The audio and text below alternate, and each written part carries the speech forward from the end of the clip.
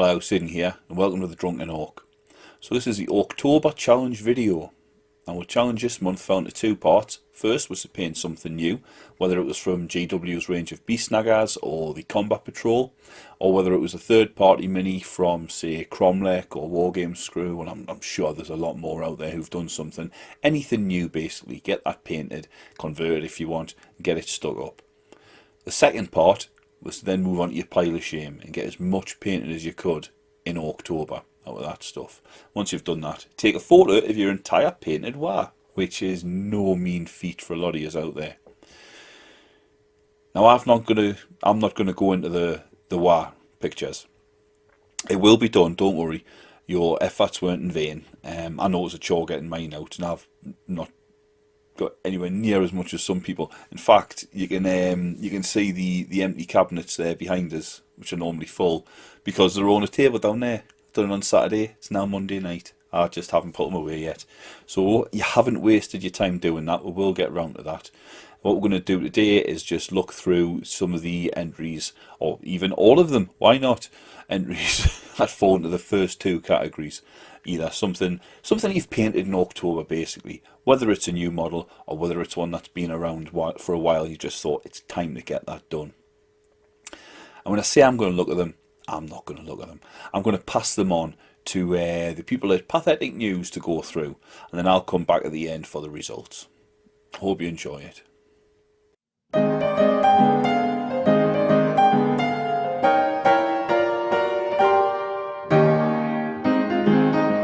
And we start off with a plethora of Storm Boys from the Bearded Ork. There must be 20 of the blighters here, ready to pounce on the enemy and their backlines wreaking havoc.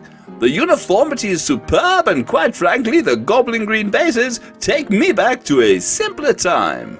He also found time to complete a mob of Gretchen, along with their Runted Minder. These Gretchen may not look much, but there's actually 4,000 points worth here. And that's not all. During this month, the Bearded Ork had time to put together a kill tank, or is it a battle fortress? I really don't know. It looks scratch-built, but in a good way. That's one solid piece of machinery. And what's this on the track? Two grots. One who loves drilling, and the other with a massive tool. Look at those scamps go. He also went to the trouble of putting them together on a grassy green battle mat. Those goblin green bases don't look so silly now, do they? Well done, Bearded Ork. Next, we have a Megatrack Scrap Jet from Buggity Ugly. I can spy several components here, including a killer can. Look at all those rockets. A fantastically ramshackle build. And looking at that placement of the big shooter, that Ork pilot's going to be suffering from tinnitus. The Red Mech is up next with his Titanfall-inspired Death Dread. He's named him Daftone, due no doubt to his inability to hold a tune in a rusty bucket. But he certainly is a handsome-looking fellow. Tall and rangy, just how I like them.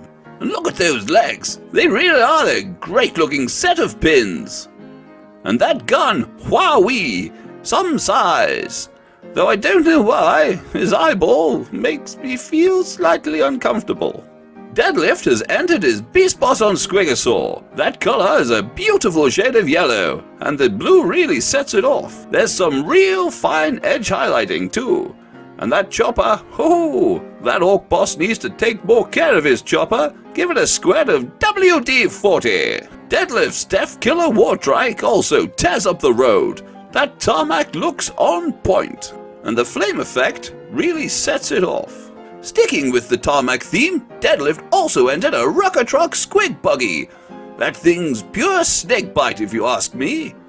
A raw machine of speed and power, it'll certainly have no problem chasing down the meta. Speaking of chasing down the meta, the Drunken Ork entered a Megatrack Scrap Jet. It's golf style with some very unusual blue pieces. I don't know what he was thinking. But it seems to fit in with his next model, the Beast Boss on Squigosaur. Contractually, due to a vested interest, I'm not allowed to say much else about this.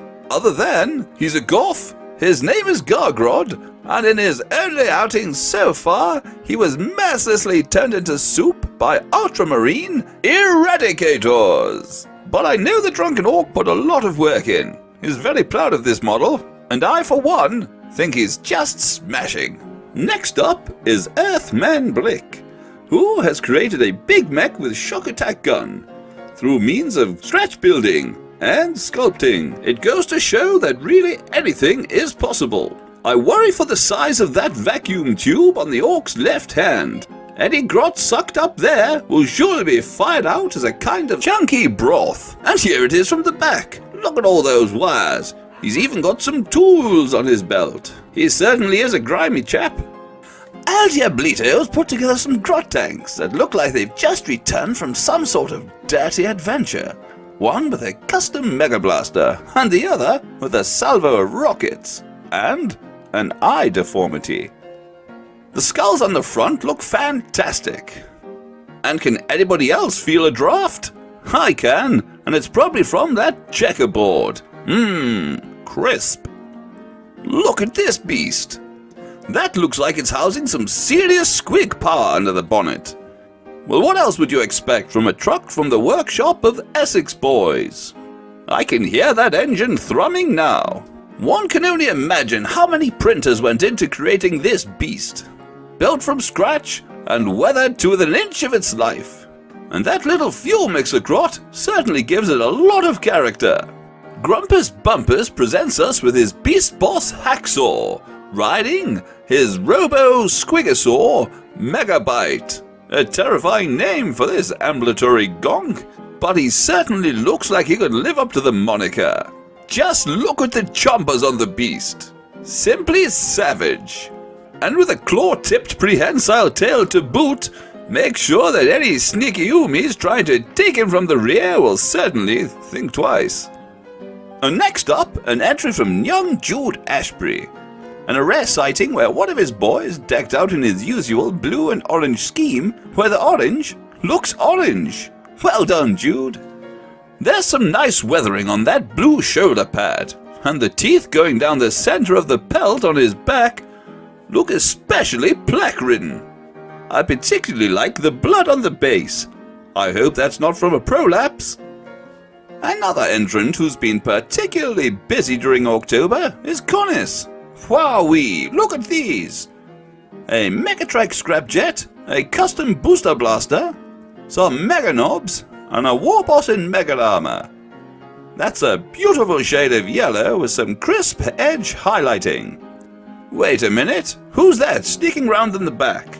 Why, it's Snickrot, the sneakiest of all the gits.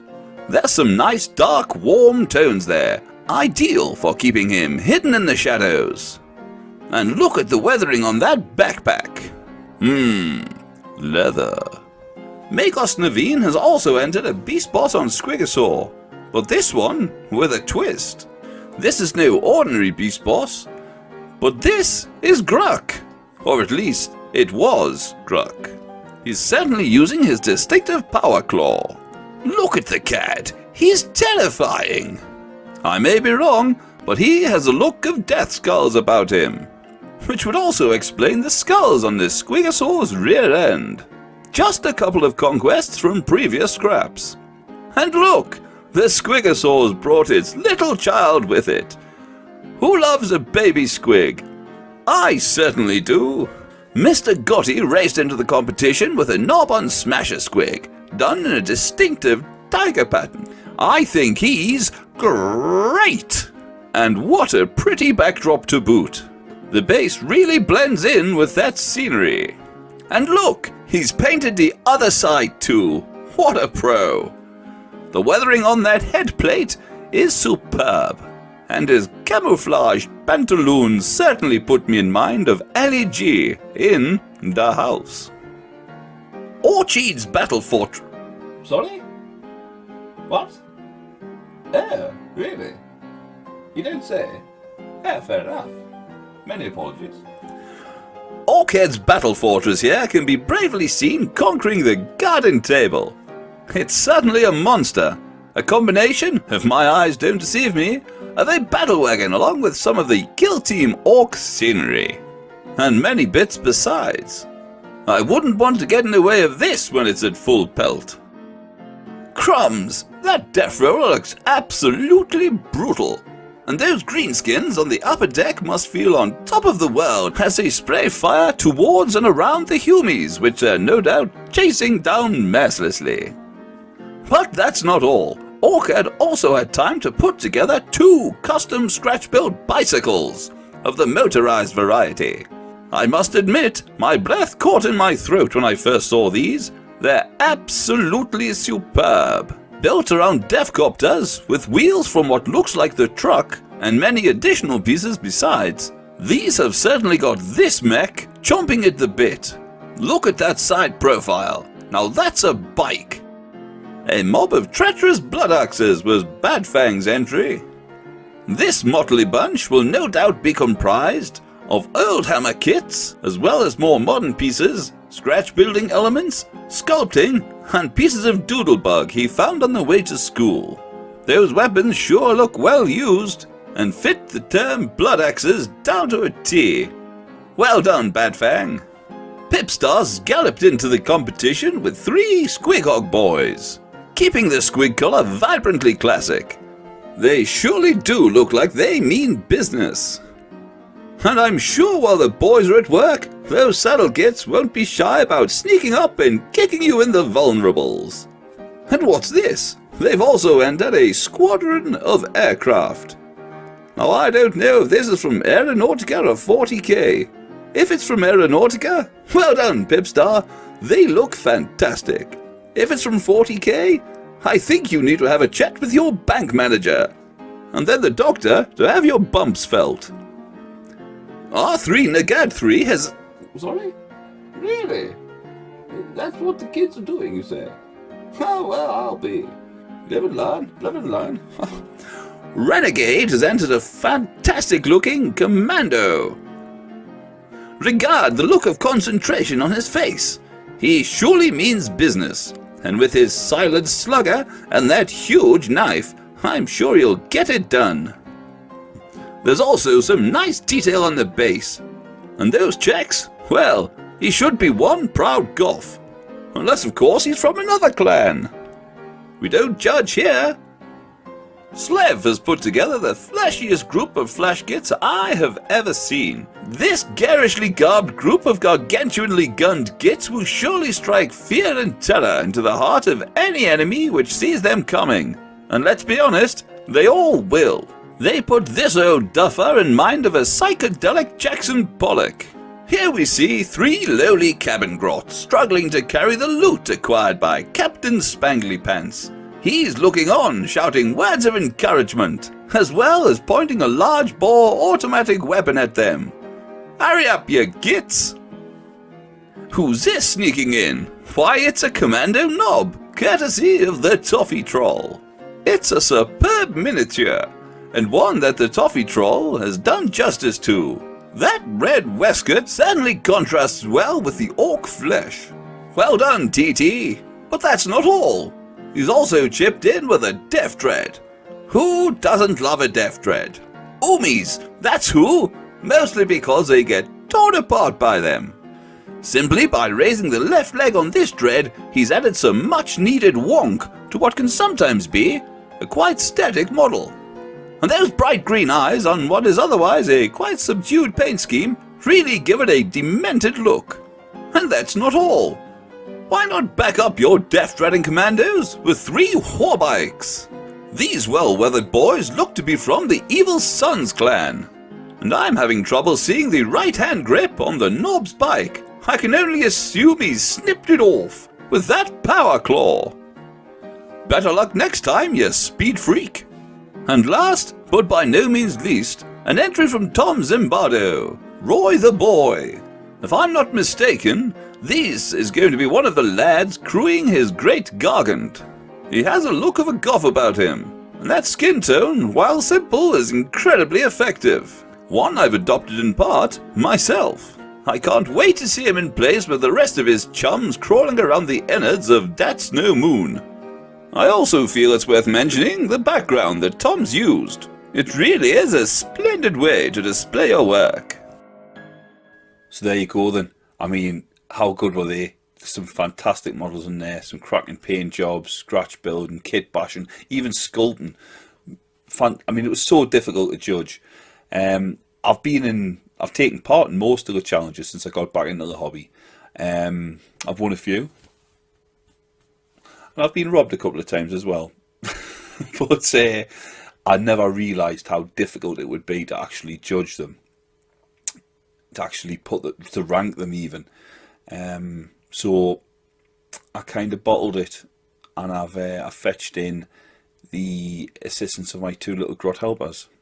That's the wife and the Ben. So they had a look, and there was lots of bickering. They took it very seriously, much more seriously than I thought they would. I thought they'd just come in and go, that one, that one, that one. But they didn't. They didn't. They nearly came to blows a few times, if I'm being totally honest.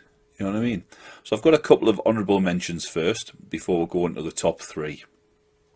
So, first of all, first honourable mention. These two are in no particular order, mind. The Bearded Ork's Kill Tank. Now, this is brilliant. It's pretty much a scratch build as far as I can tell. I think the tracks are off a model kit. But, and there's plenty of bits you recognise. I recognise the spikes on the Death Roller from the Stomper. Stomper's effigy pole at the back there. Obviously the shooters and the grots and what have you. But it's just, it looks great. It looks really good. There was a missus who really liked this one as well, and she thought it deserved a mention because it's just so much work went into it. It would definitely be a proud centerpiece for any Goth army, and therefore it deserved mention. So well done, the Bearded Ork. Next honourable mention is the Red Meks Death Dread Daftone. I mean, what can you say? I love the paint scheme. Nice bit of weathering on the red, and the silver looks really well together. And I mean, if any of you know my work, you'll know I love a kit bash on a Death Dread. I think it's a fantastic kit, and this is just, it's brilliant. I've always thought about doing one, holding a weapon. And I think that's some sort of Tau Blaster, but to give it like a still saw bayonet and all the rest of it, plus there's multi-jointed legs, and it's just a great idea. It's almost Mega Dread size, or Mecha Dread. I don't know which one you'd run it as, either really. But it's quite. I find it quite inspiring. To be fair, it's something which I might be looking at myself for doing something based around this in the future. So looted. But yeah, well done, the Red Mek, fantastic. So the honourable mentions out the way. Let's have a look at the top three. Again, wife and child helped, but I had the veto, so to speak, so don't blame them if you didn't win. Not that there's a prize or anything, but it's bragging rights, and that stands for a lot in the Ork community. Who is the best, who is the biggest, who is the fleshiest of the kits, and all that malarkey. So, in third place, Deadlift's Beast Boss on Squigosaur. And what can I say? I love the paint job on this. The yellow is lovely. The blue just sets off the yellow so well. And the black teeth, I love the squig. I definitely think you should be painting squigs as eye-catching as possible, especially if you're running Goths or something like, or snake bites even, which is generally quite a drab-looking army. Grab the colour where you can. I'm not saying this is a Goth lad. I mean, you could just easily be a freebooter with them snazzy stripy pants, but that squig is just, yeah, it's fantastic. And the highlighting on the armour, on the shoulder pads and the back banner and stuff like that is just, it's on point. I do like it. I mean, I like the grim dark orcs, but I also like them looking a little bit sharp as well. And he just ticks all the boxes for me. And that chopper, the rust effect on the chopper leading up from the pommel towards the midway of the blade, superb, absolutely superb. A deserved third place. Well done, Deadlift. Second place is the Essex Boys with his kit bash truck. I mean, what can you say about Essex Boys' trucks, these wagons? He's hit the nail on the head again here. That's a fantastic engine in this. I know we've got the engine from a third party and then basically scratch built the rest of the truck. The tracks were scratch built. It just looks like a proper speedster. and with a big compartment at the back for the boys to sit in. And the front, well, that's just all engine. And plus, I do like a bit of weathering, and that is, well, as was said in Pathetic News, that is weathered to within an inch of its life. Lower golf truck, and this is just one of the best I've seen. Honestly, it's superb. Amazing work, Essex Boys. And first place, Orkhead's bikes. Now, these I think are absolutely fantastic. I mean, they're just mint. I mean, look at them. It's my son described them as, you know, when you see films in the desert where there's people driving cars and they're all falling to bits and they're looking all spiky. I think he's talking about Mad Meks. These are the bikes that are chasing the car, and that is exactly what they are. The proper Mad Meks style bikes. I've got one or two Defcopters that I have as surplus, and I'm looking to knock together a few more bikers, knobs on war bikes, that sort of thing. And I think this, again, looted my friend. I'm nicking it. They're just absolutely superb. With a Titan, it's a night face plate on that bike. That one's got the bit of a burner bomber on it, or some bomber. The shooter's just asymmetrical, just haphazard, massive exhaust. I mean, that's big for a tractor on that one on the left. They're just great. They're grimy to hell. The Defcopter pilots look absolutely fantastic on bikes. They've just got that hunched up, screaming, you know, it's just all about the speed with these guys. Absolutely amazing. Well done, Orkhead, mate. A deserved winner. So there you go. That was my top 3 picks out of the Orktober challenge from the 40k Ork Community Discord and Facebook group. Do you agree with my decisions? It doesn't really matter. It's just a bit of fun. But if you think any of us deserve to win, or you just want to comment on them, the winners, the runners up, whatever you want, stick a comment below, and we'll have a chat about it there. But thank you very much for watching. I hope you enjoyed it. Don't forget to hit like and subscribe. Give the bell a little tickle. And until next time, take care. Bye bye.